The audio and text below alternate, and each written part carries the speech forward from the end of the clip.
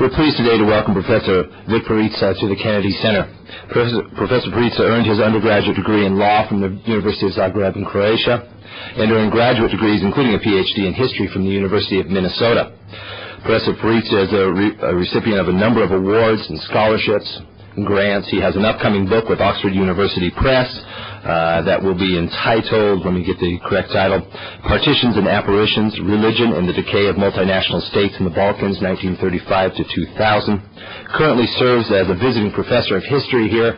We're pleased to have him here today, and I have to note, for those of you like me who are basketball fans, note that Professor Perica also played for Krasimir Ćosić when he was coaching, and also he tells me played against him as well. So we welcome him here today to speak on the topic of religion and conflict in the Balkans in the 1990s.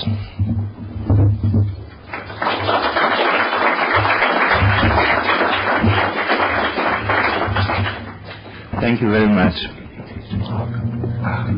Thank you.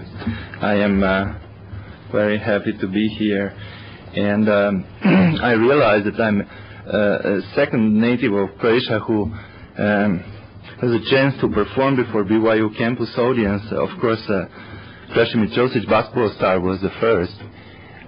He was with the Cougars from 1970 to 1973. He was the first European player got drafted by the NBA and was inducted to the Basketball Hall of Fame in 1996, after his premature death in 1995. So I evoke his memory not just to point out this link between me and him, and to say that I also play basketball, but in the hope that I can provide support for tomorrow's game for the Cougars, and hopefully for their victory against Cincinnati. So go Cougars. My topic is part of an ongoing debate about recent wars in the Balkans, and I will be focusing on a controversial topic, which is the role of religion in the Balkan conflict.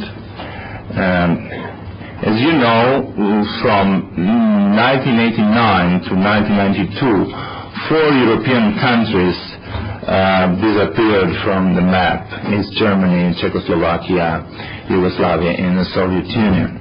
And East Germany was reunited with Germany, and the 3 countries that came into life after World War I, all federations disintegrated because of their internal strife and collapsing communist system.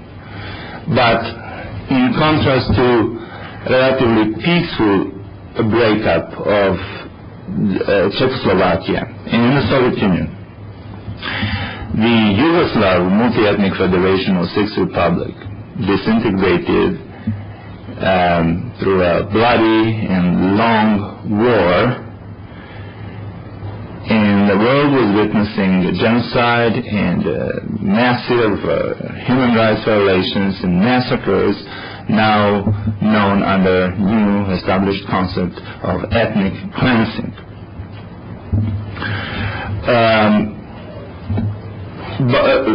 Balkan Wars dominated international news in the 1990s, and CNN played a very important role in focusing on wars in Croatia and Bosnia and Herzegovina, later in Kosovo. So let me just briefly give you facts, as I always want my students to give facts before moving toward explanations and causes and things like that. The war in the Balkans started in spring of 1991 in Slovenia, when former Yugoslav Communist Army tried to prevent the breakup of the country,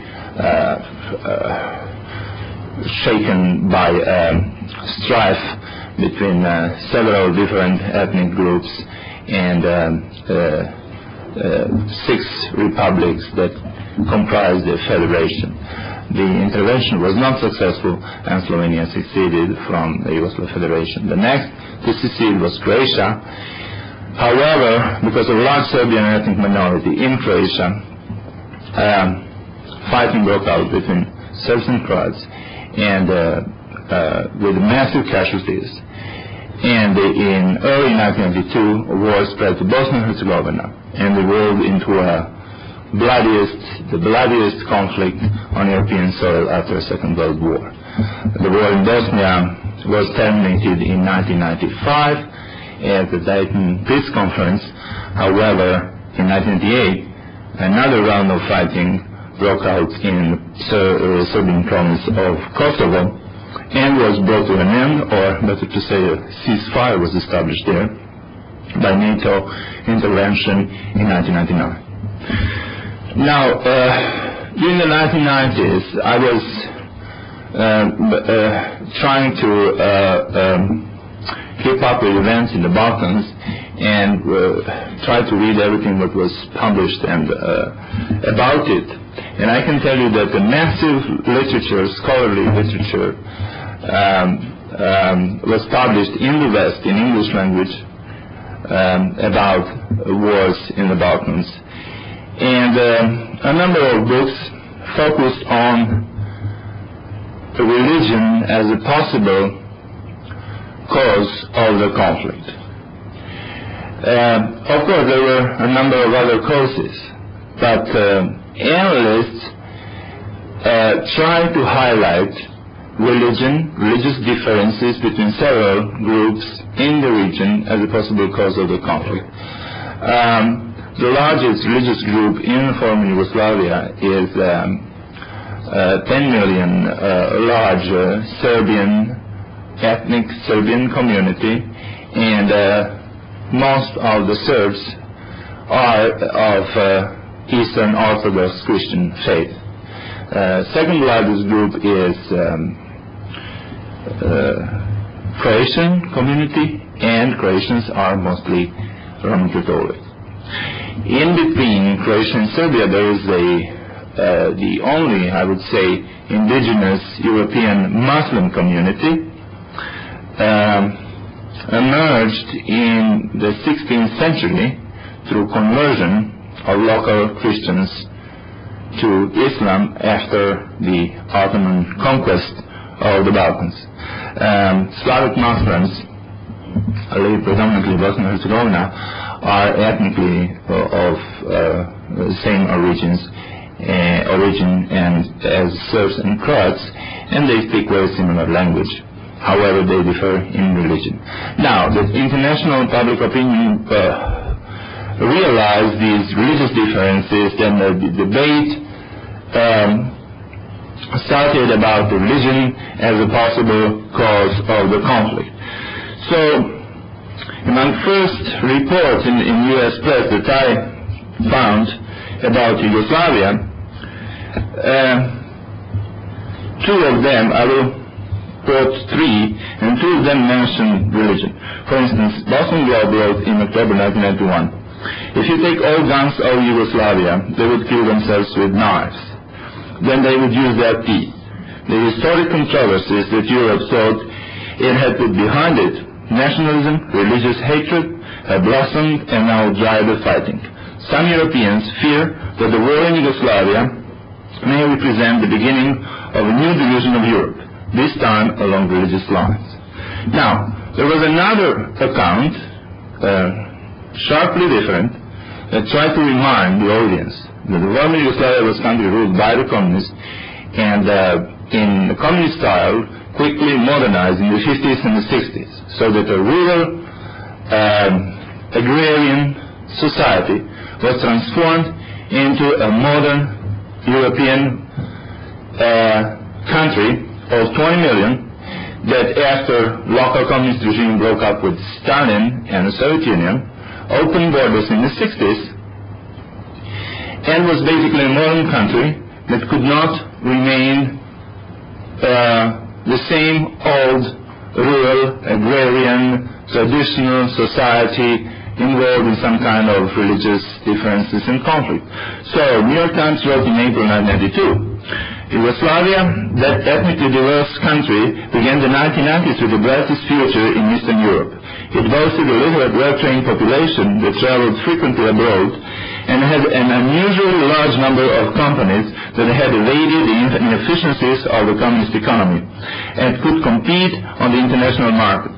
Food shortages and lines at stores commonplace in the rest of the Eastern Bloc were virtually unknown in a land blessed with fertile soil and breathtaking coastline that attracted billions of dollars in foreign tourism. Yet again, when the Bosnian War started, and when international audience could see horrible scenes of horror, expulsion of civilians, and mass killings, then the New York Times reported in September as follows: "New specters of ancient religious favor are driving the ferocity of the fighting. They are accompanied by equally menacing memories and myths which have fomented the hatred among Muslims, Catholic Croats, and Orthodox Serbs. These feelings have transformed the fighting in Bosnia into a religious conflict marked by zealotry and brutal extremism." In the mid-1990s, three different perspectives or theses tried to explain what the war was about. I would call the first ancient hatreds theory. Let's call it ancient hatred theory. It was voiced by many authors and journalists and some political leaders. For instance, former Secretary of State Warren Christopher and as well as President Bill Clinton used this theory as a kind of justification for American non-intervention. The thesis that it is European affair and the Europe should take responsibility rather than invite every now and then the United States to intervene and solve someone else's problems. So basically, Warren Christopher, Secretary of State, was saying on TV once, I remember that that's ancient conflict, more than 1,000 years old. And so the same kind of argument I heard from a prominent U.S. religious figure, Ted Robertson, who is perhaps better known as political lobbyist and political leader than religious, but he's also a religious figure. In his TV show, The 700 Club, he basically argued the United States should not intervene in the Balkans despite the grave human rights violations and genocide and persecution of civilians, except some humanitarian aid, because that conflict is more than 1,000 years old and there is nothing can be changed about it. They hate each other, there's nothing can be changed. A minute after that, he argued that U.S. should more strongly get involved into the conflict in the Middle East and the focus on Jerusalem and the conflict between Jews and Palestinians. So I was wondering after that, wait a second, if the conflict in the Balkans is 1,000 years old and therefore U.S. should not intervene, and this person is arguing that U.S. should intervene in a conflict which may be 5,000 years old. So I could not understand what he was arguing about, except that he was lobbying for a certain political option. And the second argument, second explanation was what I would call sudden outburst theory. According to this argument, people in the former Yugoslavia became aware of their religious differences as late as 1989 when the communism collapsed, because they showed interest in religion, began attending religious services, and they became aware who they are religiously. Because the communists did not let them earlier, because of oppression and a restriction of religious liberty, they did not let them to know that, because there was no religious freedom in that country. And also I would link this argument with the third major argument about religious revival. According to many religious leaders, there was some kind of religious revival was going on in former communist countries. Again, the same argument, because it was oppression earlier, and now people began to worship and show the massive interest in religion, and some kind of religious revival was in process. Now, this argument about the sudden outburst may apply possibly to the Soviet Union, but I'm not sure that it is applicable to former Yugoslavia.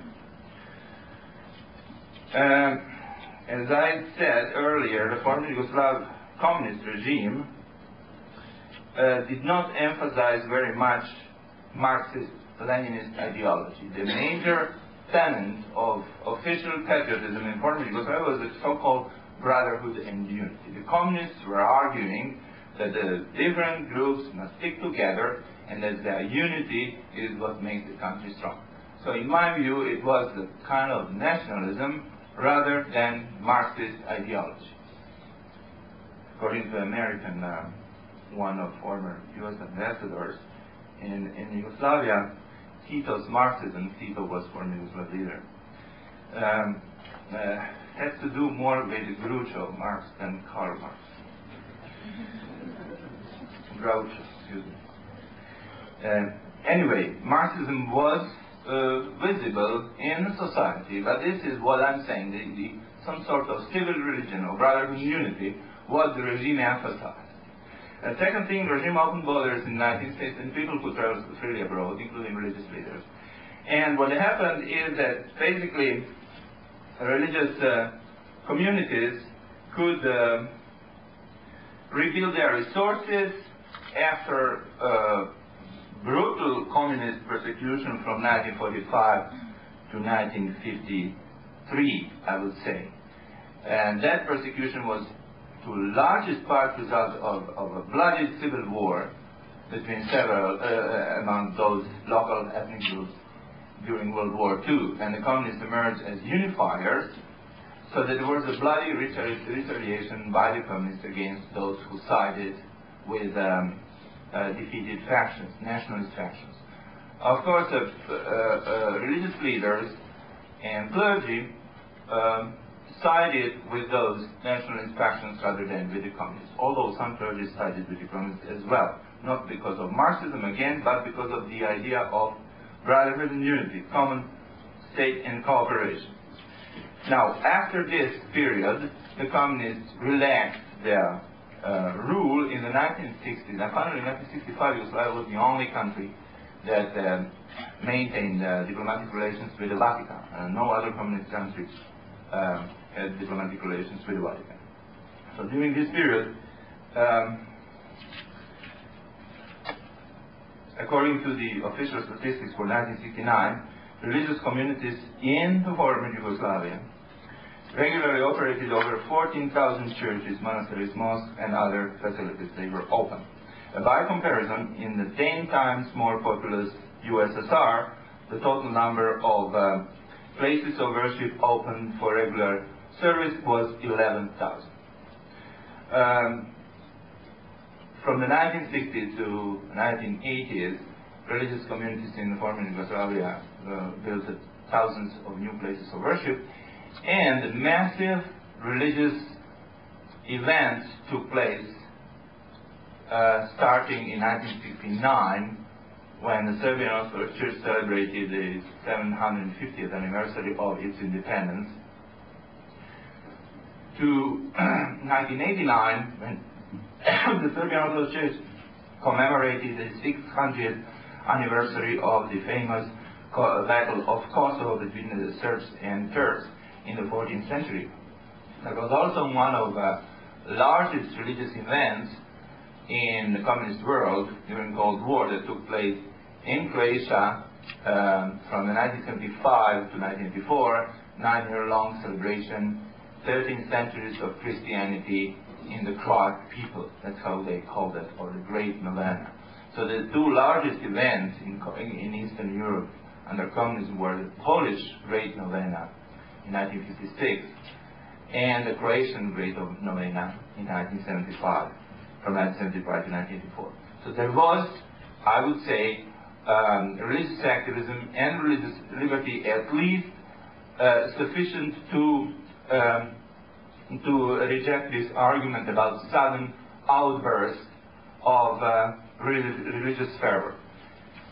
And also, the religious revival argument, I think, does not hold in this case, because there was, according to sociological surveys, a secularization trend in Yugoslav society caused primarily by modernization, by a growth of large cities, by industrialization, and other forms of explosion of education.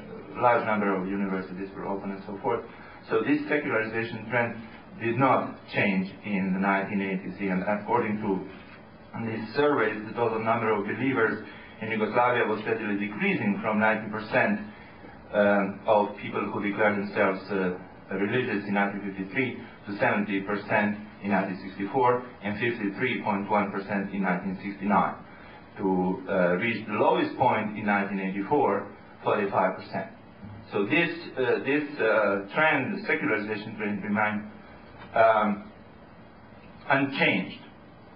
So, if it is so, what religious conflict was about, and was there any religious conflict?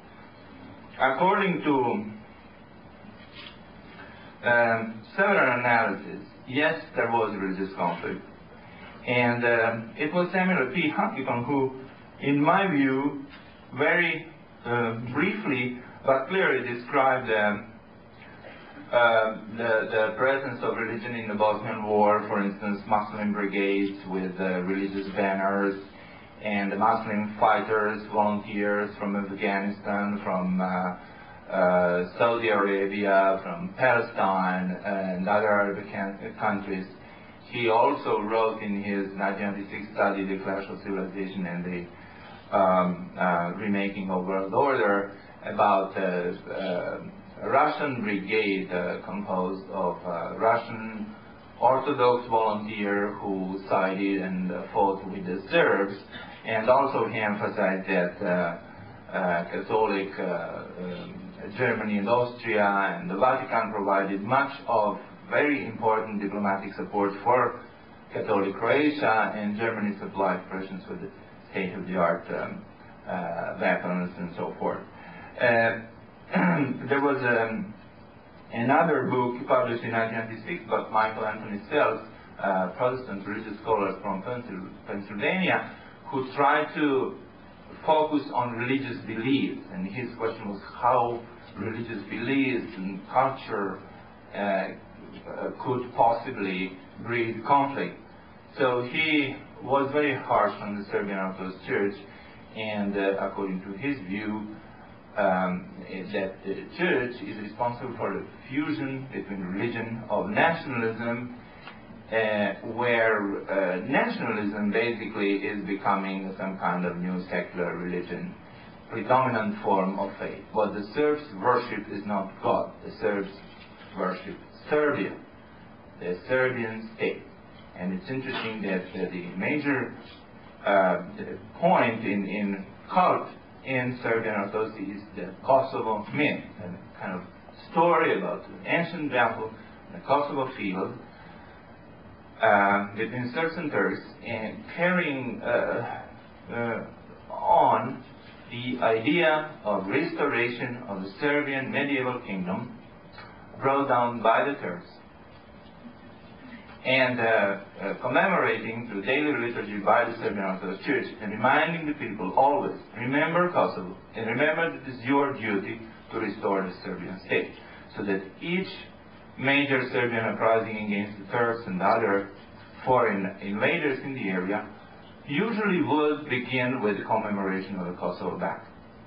There was certain Christian content in that, in the Kosovo myth, but basically it was a nationalist myth, and the principal idea was the Serbian state restored through struggle, and also, according to this author, Michael Anthony Sells, inciting a lust for revenge against all enemies of Serbia and those who prevent the ideal of restoration of the Serbian state. There was another author called Moses, also a American religious scholar, who emphasized the role of history, the worship of history, not just the Kosovo myth, but number of other very important historical events in which the Serbian people took part, for instance, World War I, and most recently, World War II.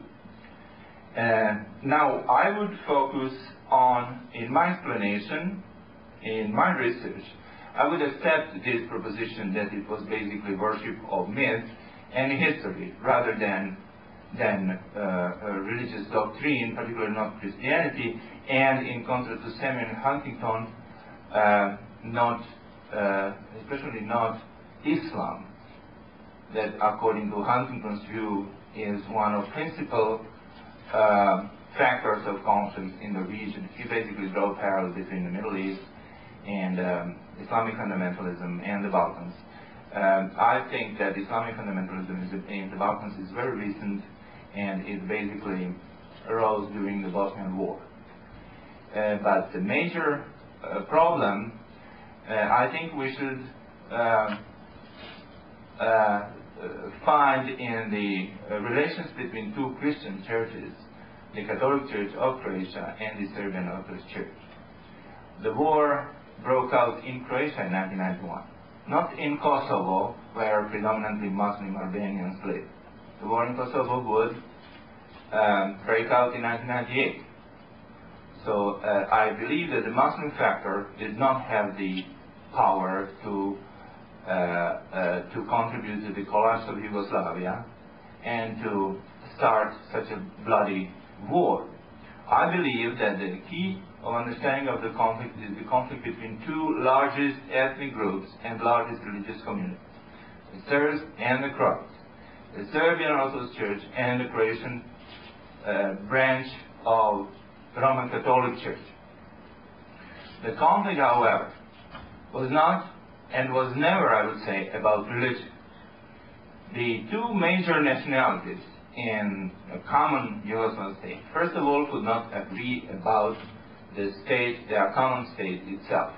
The state suffered from legitimacy problem.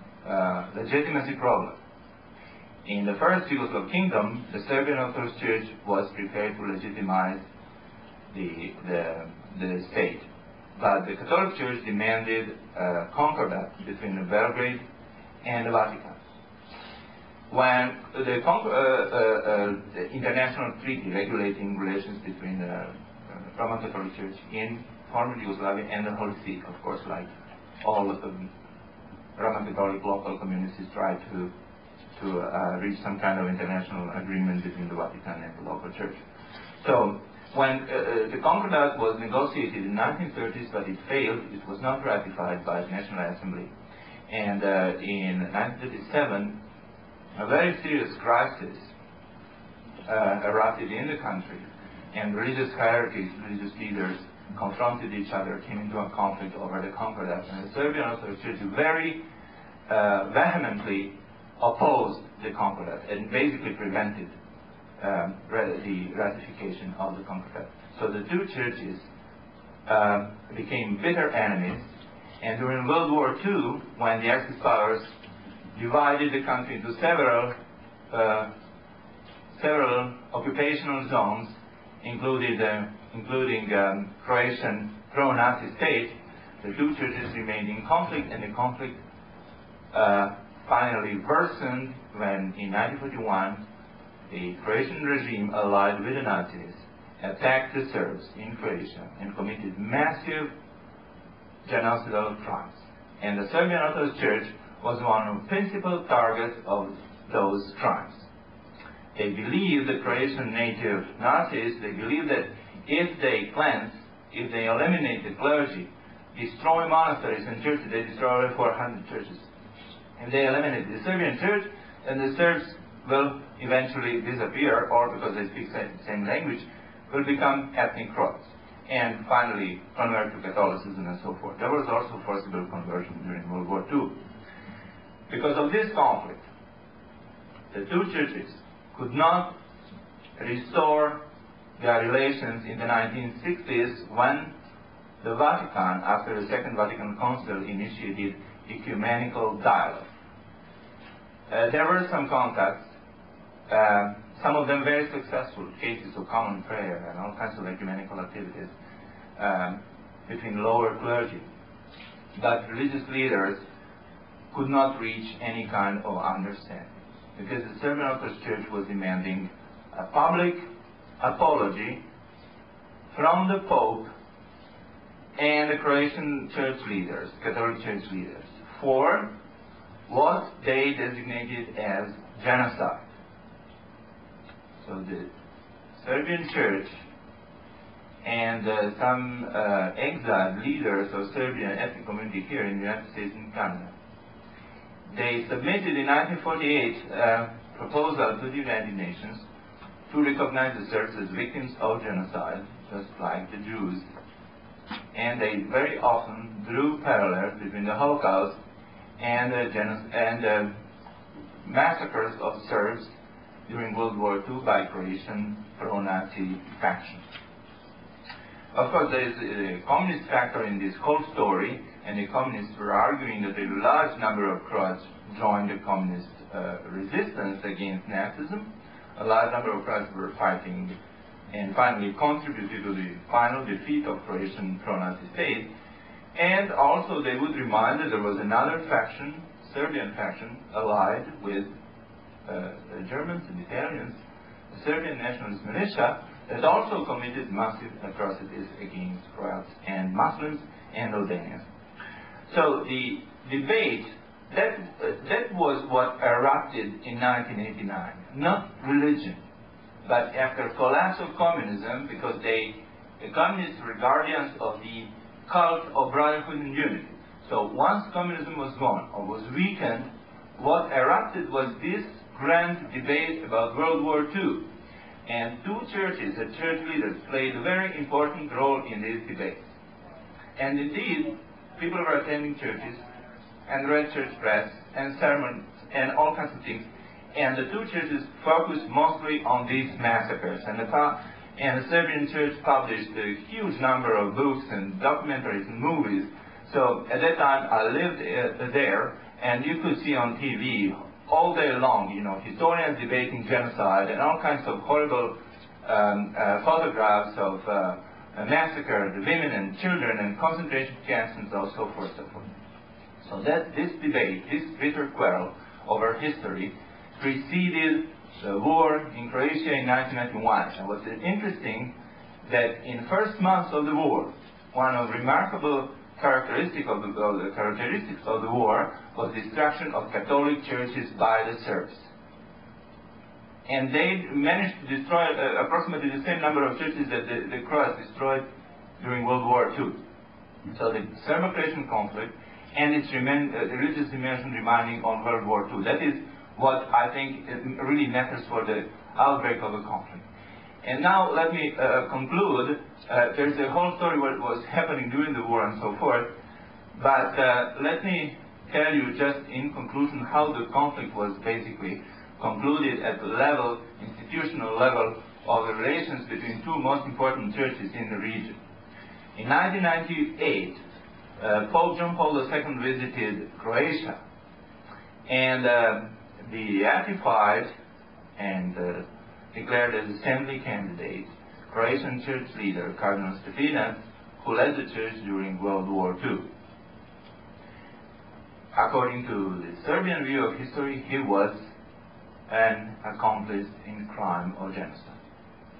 According to the communists, he also assisted the Croatian Nazis in their genocidal crimes and forcible conversion to Catholicism. And the communists jailed him in 1946, and he spent 5 years in prison and died in confinement. So the Pope